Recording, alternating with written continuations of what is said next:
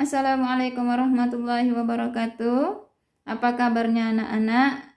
Alhamdulillah kita masih diberikan kesehatan dalam melaksanakan aktivitas pada hari ini. Ya, sebelum memulai kegiatan belajar, kita akan berdoa terlebih dahulu. Berdoa dimulai. Berdoa selesai. Selanjutnya ibu akan absen. Siapa hari ini yang tidak hadir? Hadir semua? Alhamdulillah kalau hadir semua. Baik, sebelum kita memulai pelajaran, terlebih dahulu kita membaca surat pendek ya.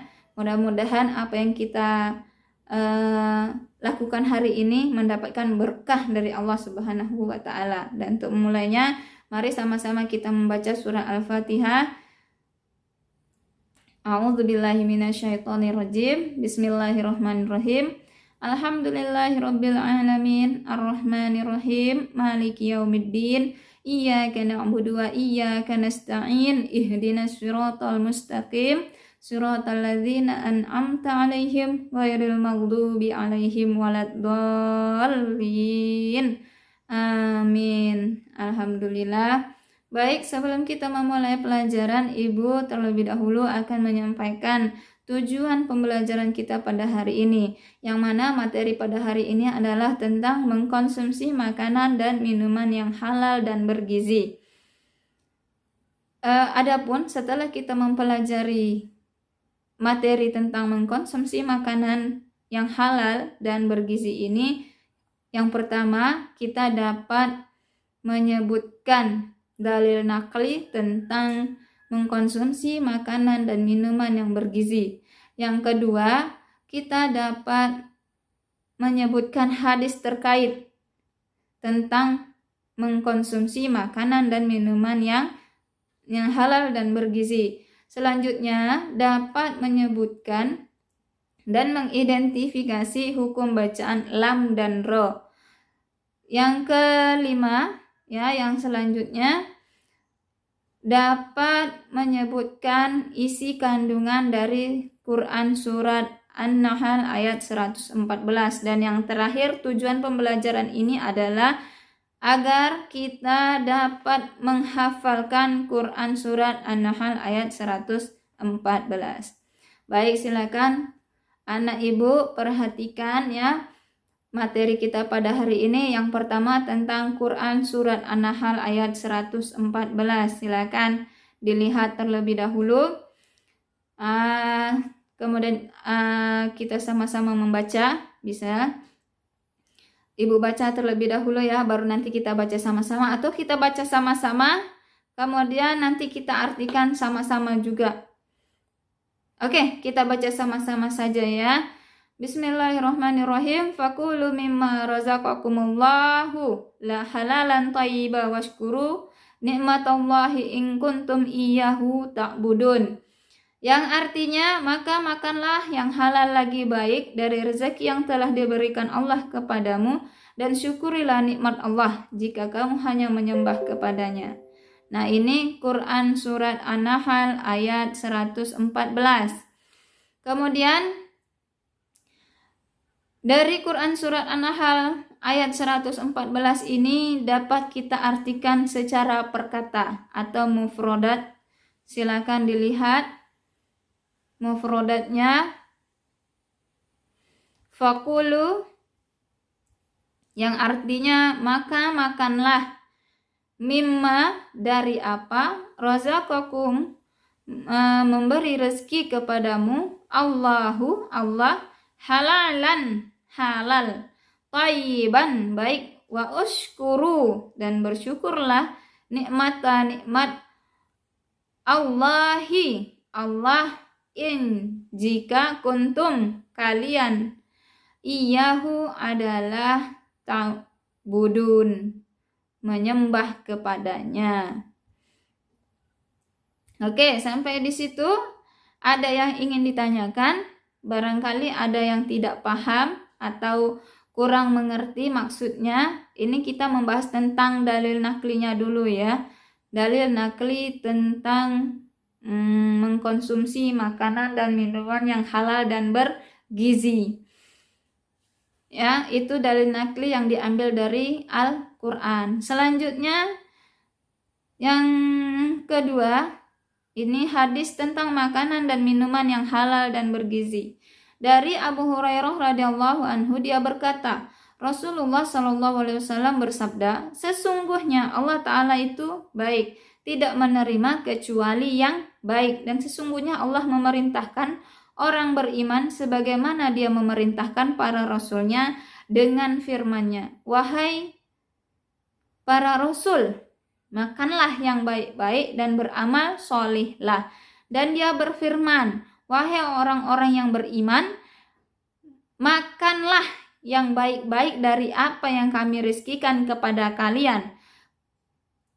Kemudian beliau menyebutkan ada seseorang melakukan perjalanan jauh dalam keadaan kumal dan berdebu. Dia memanjatkan kedua tangannya ke langit seraya berkata, ya Robku, ya Robku, padahal makanannya haram, minumannya haram, pakaiannya haram. Maka jika begitu keadaannya, bagaimana doanya akan dikabulkan? Jadi ya, dari hadis ini kita mengetahui bahwa Allah menyuruh kita untuk memakan makanan yang halal. Jadi kalau misalnya kita makannya makanan-makanan yang tidak halal, walaupun kita berdoa menangis-nangis, ya, makanan kita haram, maka doa kita tidak akan diijabah, tidak akan dikabulkan oleh Allah Subhanahu wa Ta'ala. Ya, begitu.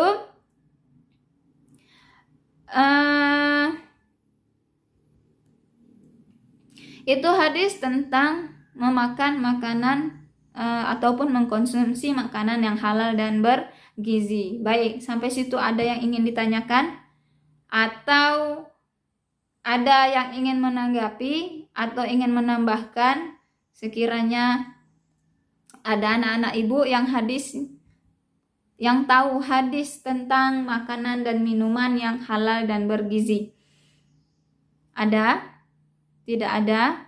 Kalau tidak ada, kita lanjut ya ke materi selanjutnya, yaitu mari memahami hukum bacaan lam dan ro.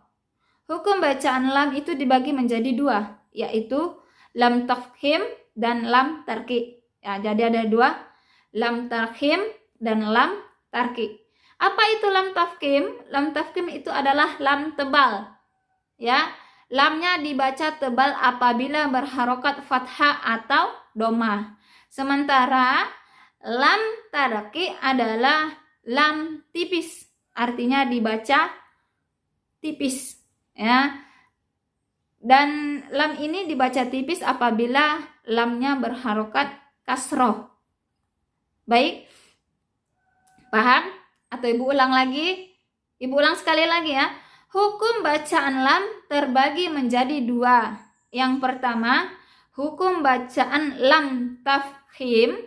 Yang kedua, hukum bacaan lam tarki. Hukum bacaan lam tafkhim ini artinya lam tebal.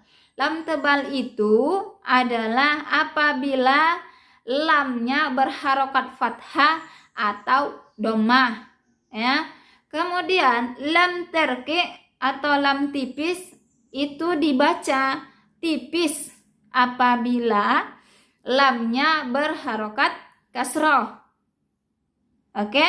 Terus yang kedua ada namanya ro tarki dan ro tafkhim.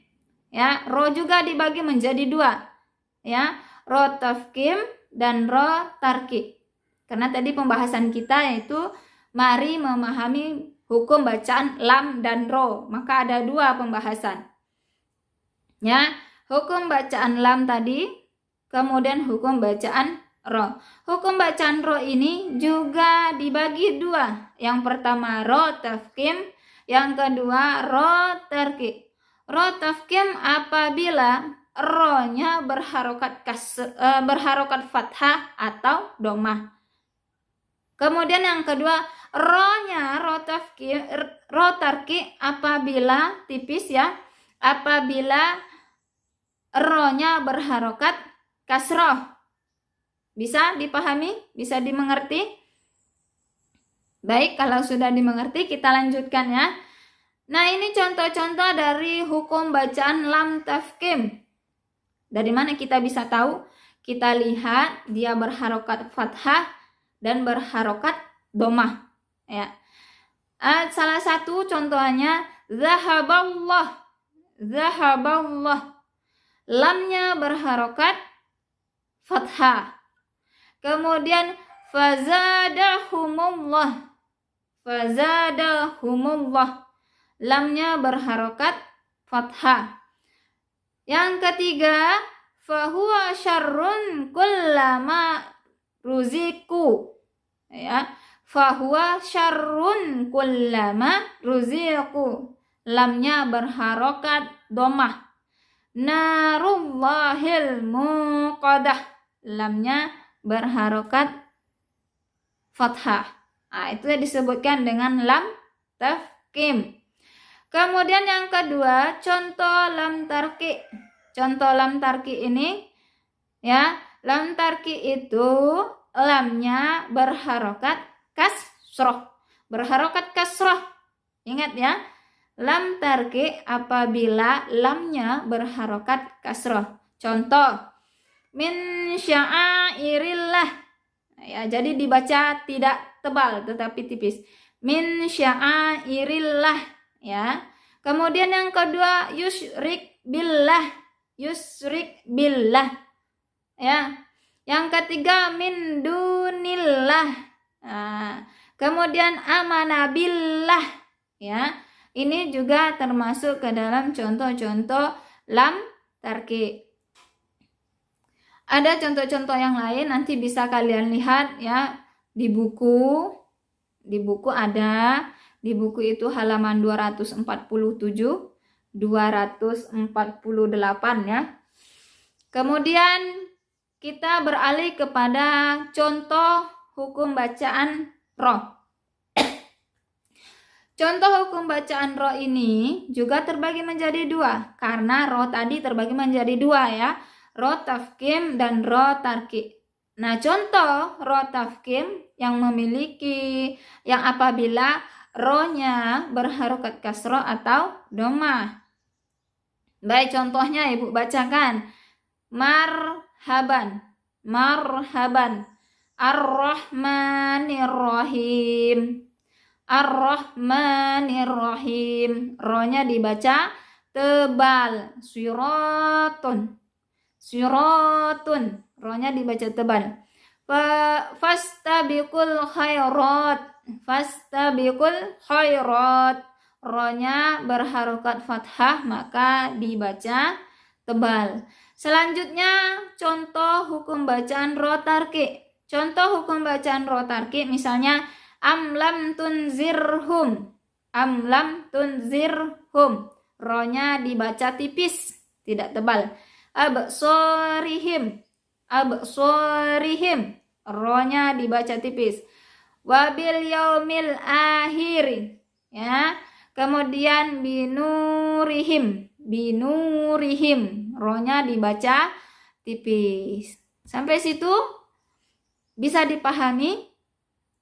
Bisa dimengerti? Ya. Kemudian ya, kita sama-sama tahu dengan mengkonsumsi makanan dan minuman yang halal dan baik, maka tubuh akan menjadi sehat, ibadah semakin rajin dan mendapatkan ridho dari Allah Subhanahu wa Ta'ala. Nah, anak-anak, kalau misalnya kita sudah melaksanakan apa yang diperintahkan Allah Subhanahu wa Ta'ala, yaitu mengkonsumsi makanan dan minuman yang halal dan bergizi atau halal dan baik, apakah ketika kita berdoa memohon kepada Allah itu tidak akan dikabulkan? Ya, tentu Allah akan mengabulkan doa hambanya yang makan makanan yang halal lagi baik. Ada nggak sih kriteria makanan itu disebut halal juga baik? Ada yang tahu? Atau tak tahu? Atau masih samar-samar taunya? Boleh kalau misalnya itu disebutkan. Barangkali jawabanmu benar. Contohnya apa? Makanan yang halal dan baik itu apabila cara memperolehnya benar. Kemudian cara mengolahnya benar, ya. Kemudian cara mengkonsumsinya pun benar. Makan nasi misalnya nih, makan nasi, ya. Nasi itu baik, tapi kalau yang dimakan itu 3 piring sekali makan, tentu tidak akan menjadi baik. Kenapa? Karena sudah mengkonsumsinya secara berlebihan. Es cendol misalnya, es cendol itu baik, tetapi apabila dimakan, ya, diminum sekitar 2 gelas dan perutnya menjadi sangat kenyang sampai susah bernapas, apa itu menjadi baik? Tentu tidak. Jadi memakan makanan yang halal dan baik itu apabila cara memperolehnya baik, ya, cara mengolahnya baik, cara mengkonsumsinya juga baik, ya. Halal di sini ya tadi itu ya yang Ibu sebutkan, halal di sini dapat ditinjau dari 3 hal, yakni halal zatnya, halal prosesnya, halal cara mendapatkannya. Ya. Bu, kalau misalnya saya makan daging daging anjing tapi baca bismillah, halal enggak? Ya. Kemudian proses mengolahnya juga sama seperti proses mengolah sapi. Halal? Masuk enggak dia ke dalam 3 kriteria tadi? Halal zatnya, halal prosesnya, halal cara mendapatkannya.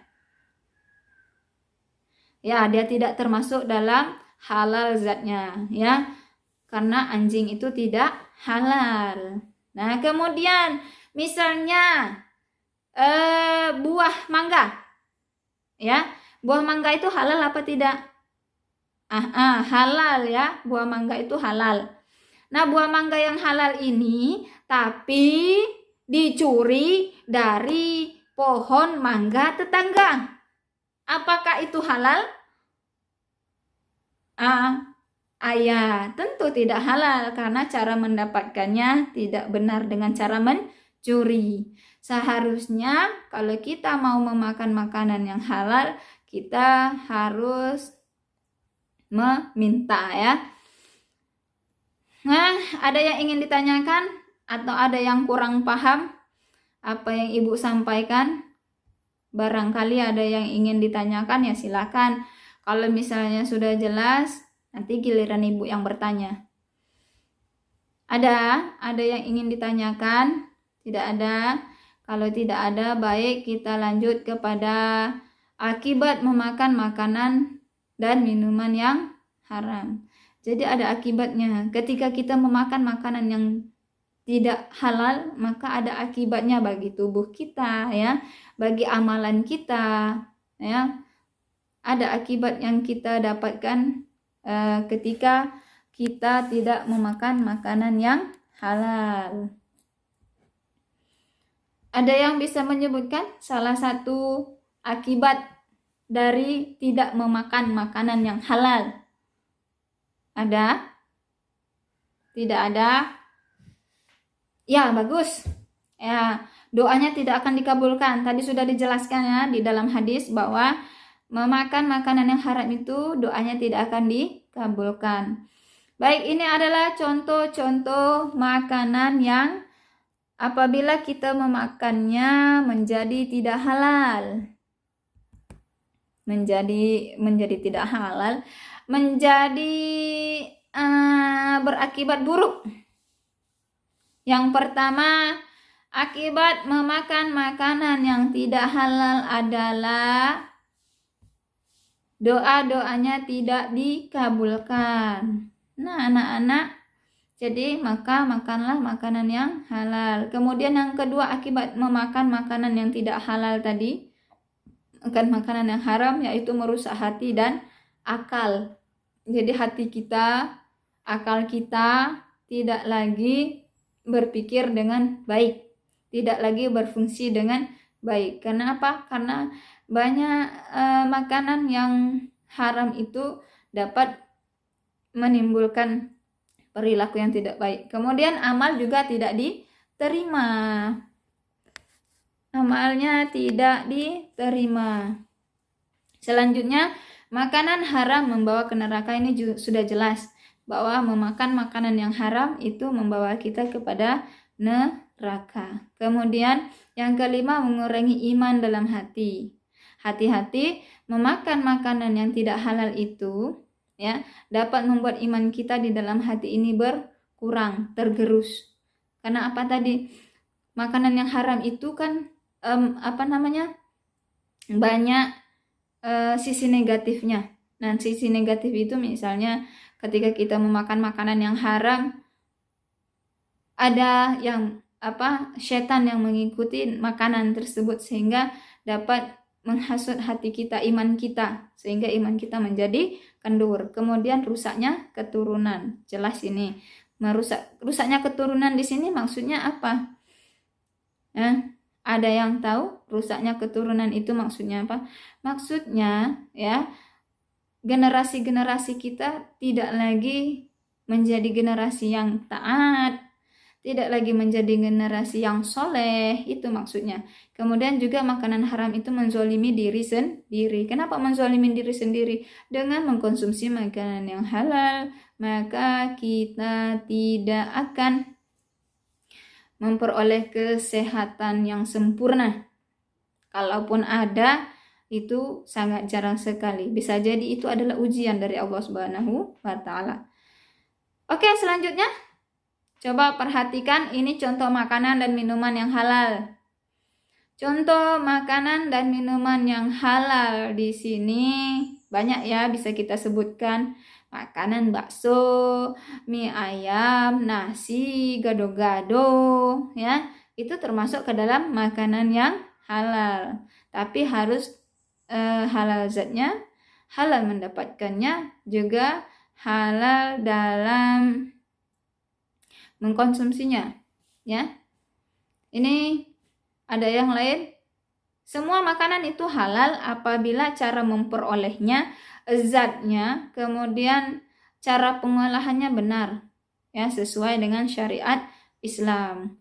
Kemudian ini contoh minuman yang halal: susu, air kelapa, air putih, madu, teh, kopi, itu semua minuman yang halal.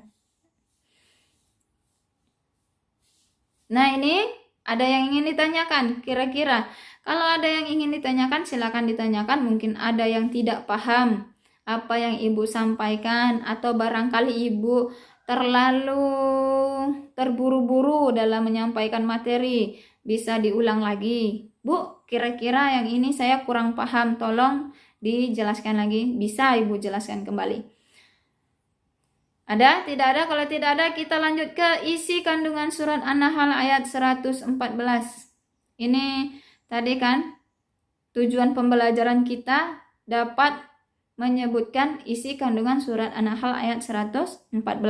Kemudian yang terakhir nanti dapat menghafalkan Quran surat An-Nahl ayat 114. Baik, yang pertama, hikmah ataupun isi kandungan dari surat An-Nahl ini, Allah memerintahkan kepada para hambanya untuk memakan makanan yang halal lagi baik. Ini yang pertama. Ini perintah dari Allah Subhanahu wa Ta'ala untuk hamba-hambanya. Jadi tidak ada kata saya tidak mau, Bu, saya tidak suka, Bu. Karena sudah perintah, artinya harus dijalankan.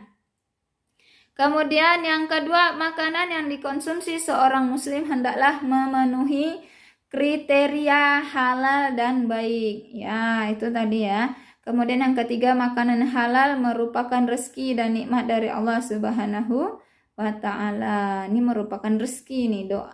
Makan makanan yang halal itu merupakan rezeki bagi kita.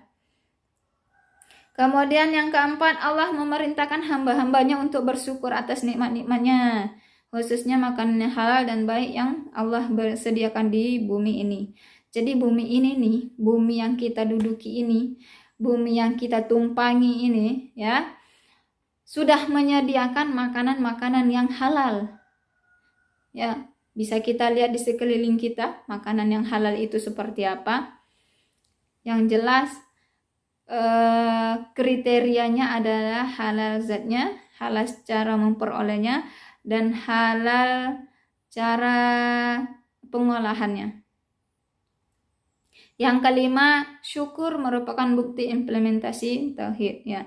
Dengan kita bersyukur kepada Allah Subhanahu wa taala karena kita masih dapat mengkonsumsi makanan yang halal dan bergizi, halal dan baik ya.